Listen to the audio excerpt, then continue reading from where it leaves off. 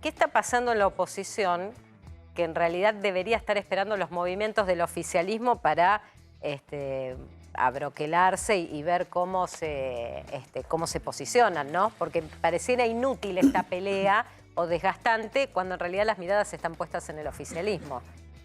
Sí, a ver, yo diría al menos dos cosas. Primero, esto es habitual en Elisa Carrió, es una práctica que a mí me parece muy poco adecuada en la política, no la crítica a sus compañeros de coalición, sino el estilo de Carrió, un estilo en el que siempre sugiere más de lo que dice, en el que insinúa relaciones oscuras entre unos y otros, en el que habla de amenazas judiciales que luego no se cumplen. Carrió está reputada como una persona de una clara conducta ética, muy recta, etcétera, pero su discurso es un discurso extorsivo habitualmente, ¿no? Es un discurso que amenaza con algo que ella sabe y la sociedad no, y con eso quiere disciplinar a aquellos que se le oponen permanente o coyunturalmente. ¿Pero por beneficio propio o para mandar un mensaje a alguien específico dentro de la coalición? Manda mensajes, trata de ordenar la coalición a favor de sus propios intereses dentro de la coalición, etcétera. Siempre lo hace con un discurso moral. Bueno, a mí me parece muy precario como... Quiero decir, nuestra sociedad y la dirigencia política que está al frente de los asuntos públicos necesita argumentos sobre los problemas e ideas para resolverlos. No necesita, si hay oscuridades, si hay zonas oscuras, que seguramente las hay, tienen que ser denunciadas explícitamente y no usadas como amenaza, y tienen que eventualmente conducir al terreno judicial y no al terreno político. Alejandro, lo que te consultaba, a ver, cuando esto ha sucedido antes, cuando ella mandaba esos misiles, esas bombas a Mauricio Macri, y lo que hacía Macri era recibirla en Olivos, no le contestaba públicamente, pero recuerdo en varias oportunidades que se reunían Carrió y Mauricio Macri cuando él estaba en el ejercicio de la presidencia, y después de sus declaraciones, él la llamaba a Olivos para, bueno, allí conversar, los trapitos sucios los lavamos acá adentro, ¿no? Era una manera de decirle, hola, acá estoy, acordate, ¿no? No sé si es así. ¿Puede ser? Sí, es que este es un estilo de Carrió. Carrió, que hace mucho tiempo no consigue convocar votos en la ciudadanía, consolida posiciones de poder por medio de estas irrupciones escandalizantes. Y me parece que es muy nocivo para la política. Por supuesto no estoy apoyando a Patricia Bullrich ni a Ritondo. Ritondo me parece un personaje muy poco atractivo para la escena pública argentina. Me parece que es el tipo de dirigentes de los que haríamos mejor en prescindir que en convalidar. ¿Quién te parece atractivo para la escena política, hoy por hoy, o atractiva? Mira para todos los costados. No hay nadie. No hay figura atractiva entonces para la política argentina hoy. No, a ver, una figura política atractiva es una figura que tiene una conducta, pero que tiene un discurso y que tiene ideas. Bien. Que tiene una visión de la sociedad, que la puede comunicar, que es más capaz de persuadir que de provocar, que tiene capacidad de coordinar las expectativas de la sociedad en función de un camino razonablemente compartido hacia un destino común, que puede interactuar con los que son diferentes y piensan diferentes y se le opone sin pretender quitarles legitimidad. No, es que eso sería una figura política atractiva y no hay. No hay una figura política atractiva, al menos no hay una figura política atractiva de primer orden. No la tenemos. Una figura política atractiva de primer orden habrá en las segundas o terceras líneas, sin duda. Sí. Pero de primer orden no lo hay. Y eso, Alejandro, es interesante porque es como que se nota de manera patente el divorcio de un sector de la sociedad con la política, porque no encuentra nuevos dirigentes o oxigenados o de ficha limpia, si querés, utilizando un término en Brasil, que les permita decir, depositamos la esperanza o puede hacer una buena gestión. A ver, yo voy a volver sobre una idea que en alguna ocasión expresé en público, es la siguiente. Desde el regreso a la democracia, los políticos relevantes de nuestro país fueron capaces de organizar una promesa que fue creíble para una parte importante de la sociedad. Alfonsín prometió que con la democracia se cura, se educa y se come. No funcionó, pero esa promesa era creíble y era persuasiva. Menem prometió revolución productiva y salariazo. Síganme. Empezó con eso, vio que no iba a poder cumplir y reinventó una promesa. Con la convertibilidad vamos a entrar, con la modernización del Estado, con la modernización capitalista argentina, vamos a entrar al primer mundo. Que deberían la privatización de servicios públicos. Y la sociedad creyó, convalidó y lo reeligió. De la Rúa dijo, sigamos ese camino sin corromper, pero no prometió nada. Kirchner prometió el regreso a la sociedad laboral, después del desempleo producto de la reforma del Estado, de la creciente pobreza producto de la reforma del Estado. ¿Y Cristina? Kirchner prometió un regreso y el gobierno de Kirchner razonablemente se cumplió con esa promesa. El empleo creció, el poder adquisitivo del salario creció, etc. Cristina en su primer gobierno quiso continuar ese camino, en el segundo quebró todo y lo que prometió es la confrontación. Y para una parte de la sociedad, la promesa de una confrontación con los enemigos fue atractiva. Macri retomó, yo diría, la idea menemista de modernización capitalista. Y después de los excesos estatalizadores del kirchnerismo, una parte importante de la sociedad quiso creer que eso era posible y positivo. Alberto Fernández lo único que prometió es que lo sacaba Macri y cualquiera de los dirigentes de Cambiemos hoy lo único que promete es que saca al kirchnerismo. Nadie tiene nada que decir a la sociedad, nadie está haciendo una promesa. Cuando hablo de una promesa, la palabra promesa suena a un invento, a una mentira, a un engaño. No, una promesa es en política, es la palabra con la que yo intento cristalizar la idea de que hay una visión de la sociedad, de que esa visión es atractiva para las mayorías, que es posible de ser cumplida, realizada, y que hay capacidades de coordinar las expectativas para organizar las conductas en ese sentido.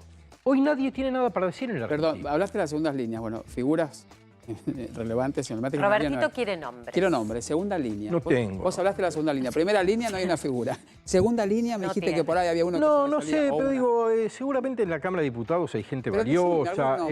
La verdad no sé.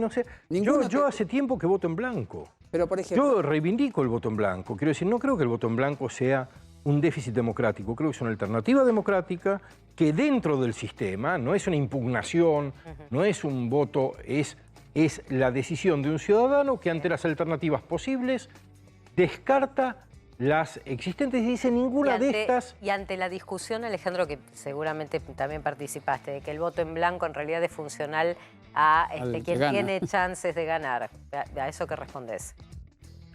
Yo respondo, tampoco quiero convencer a nadie de que mi respuesta es buena. Estamos analizando. Yo lo que respondo es que no me someto a la extorsión de las mayorías ni de las minorías, en el sentido de yo no voy a votar a alguien para jorobar a otro, para contribuir a que otro no pueda. Para castigarlo con el voto. Quiero decir, si ninguno de los candidatos que llegan a un balotaje me convence... No voy a votar a uno para evitar que el otro gane.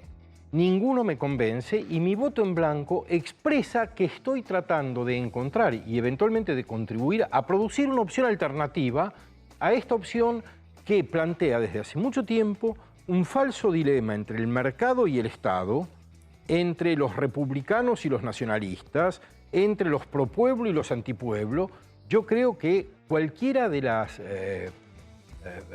alternativas que alimentan la continuidad de una política de confrontación en nuestro país es una alternativa que cierra la posibilidad de encontrar soluciones a los problemas colectivos. Y te planteo en este escenario, ya hablamos de la oposición, hablemos del oficialismo. En un momento donde... ¿De cuál de ellos? Claro, pero dentro del frente de todos. ¿Cuántos oficialismos tenemos? Hoy tenemos 3, hasta un tiempo teníamos 2 y un pedacito, ahora tenemos 3. Bueno, pero te hago este mapa actual, hoy si querés, la foto de hoy, donde yo planteo que Cristina Kirchner va por un carril, que es el carril del reclamo judicial por la causa en la cual ella está siendo juzgada por vialidad nacional y hechos de corrupción. Sergio Massa en el planteo de llevar adelante la política económica y ahora de la mano con Alberto Fernández porque se muestran en los actos y demás. O sea que te diría que más que 3, por lo menos yo ahora veo 2 cosas. 2, vamos a ver cuánto tiempo dura esta relación de Alberto y Massa, o cuánto la incursión de Cristina o no.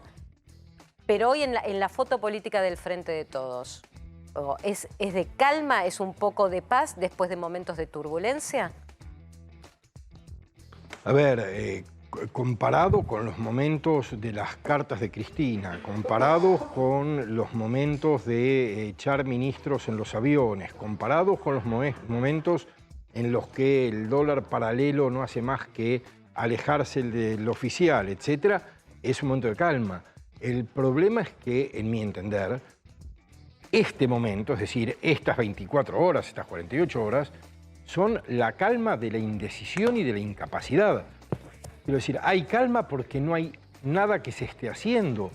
Recordemos que Massa fracasó en su intento de designar un viceministro y, como se dice en estos días, no tiene macroeconomista. Es decir, tiene un secretario de Energía, tiene un secretario de... No tiene una persona, el viceministro de Economía, que vea la complejidad de todas las dimensiones del Estado y pueda articular políticas a favor de la estabilización de las variables macroeconómicas. Yo quería preguntarte, justamente siendo la palabra complejidad, que tenemos un escenario complejo, argentino, hace mucho tiempo lo acabas de escribir vos, desde que se recibió la democracia hasta el día de hoy, que los argentinos estamos sumergidos o adormilados en una situación de que, bueno, viene este que viene va a ser, es menos peor que el anterior. Entonces, ¿cómo se explica también al plano internacional la complejidad de la Argentina? Porque, bueno, se esperan las inversiones, se espera la llegada de gente. Pero la gente de afuera, mi querido Alejandro, no entiende cómo la Argentina funciona. Yo diría, la gente de afuera mayormente no sabe que la Argentina existe. No, sí existe. Los que saben que existe Vos sabés que se preocupan poco y... Bueno, sí, que el otro día hubo en el New York Times un largo artículo sobre Argentina. Se habla de la Argentina a nivel internacional. Lo que sí pasa es que no comprenden qué sucede en este país, que te dicen, ¿cómo puede ser que ustedes tienen todo? Claro, tenemos todo geográficamente, pero el tema de las instituciones es lo complicado. Bueno, ya sabemos que la ventaja de los países no radica en los recursos, y por supuesto, sino en la capacidad de convertir esos recursos en estrategias de desarrollo. Nadie se lo explica. El fracaso del desarrollo económico argentino es un tema de discusión en ámbitos académicos y políticos en todo el mundo hace mucho tiempo. ¿Cuál es la raíz del problema? Es que no lo entiendo yo todavía, no puedo comprender. No, yo no creo que un problema tan complejo como las dificultades de nuestro país tenga una raíz o una causa que lo explique.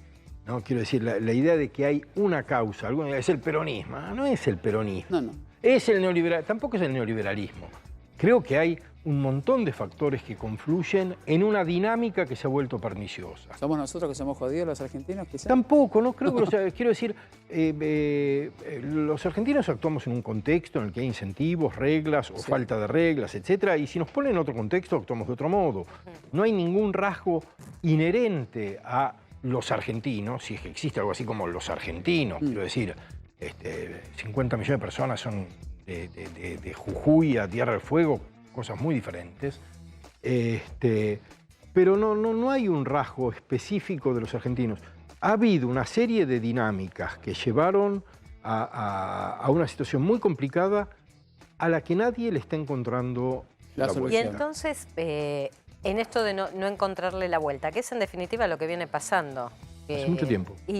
Pero además se refleja no solo en lo que hablamos, sino en la vida diaria, Mariana, en todo, en el futuro, en la incertidumbre, en todo lo que nos pasa, en nuestras charlas, en la gente que nos mira. Hay una desazón constante. Absolutamente. Entonces, sabés que lo notaba y me gustaría tener tu apreciación en esto. En los distintos sondeos de opinión, viste que siempre se le pregunta a la gente, bueno, ¿cómo estaba hasta hace un año? Hasta hace un año atrás. Entonces te dice mal. ¿Cómo está actualmente? Estoy mal. ¿Cómo cree que va a estar en los próximos 6 meses o un año? Y te dice igual o peor. Aún sin saber si efectivamente puede haber algún repunte de la economía o de su situación personal. ¿Cómo logra un gobierno o cómo logra la política salir de esa ruptura con la sociedad en donde cualquier cosa, por mínima que sea pero notoria, buena, tampoco va a revertir este concepto de desazón o de incertidumbre o de desánimo? Porque pareciera que hoy estamos en la crisis más profunda desde el regreso a la democracia de la sociedad con la dirigencia política. Sí, recordemos que en 2001 la consigna era que se vayan todos, la ciudad, esta y muchas otras estaban cercadas por manifestaciones cotidianas, etcétera. No sé pero si era gente activa, Alejandro, pero digo, eran personas activas que, no sé, le confiscaban sus ahorros, se movilizaban. Hoy ves que es la palabra... Había en ese momento en esa época había mucha ira y ahora hay mucha estamos anestesiados. Por eso te lo planteo. Tal vez no sea peor que el 2001, pero no sé, es como más depresivo, si querés, como más difícil, porque vos desde lo combativo podés generar cosas positivas. Ahora, desde el desánimo, la incertidumbre y la depresión, ¿qué podés generar positivo que haga cambiar esta situación? Por eso para mí es peor. A ver, yo creo que lo primero con lo que se podría comenzar a cambiar el estado de ánimo general es el inicio de un programa de estabilización macroeconómica. La inestabilidad... Voy a decirlo, si me permiten, si tengo un minuto, de un modo un poco más extenso.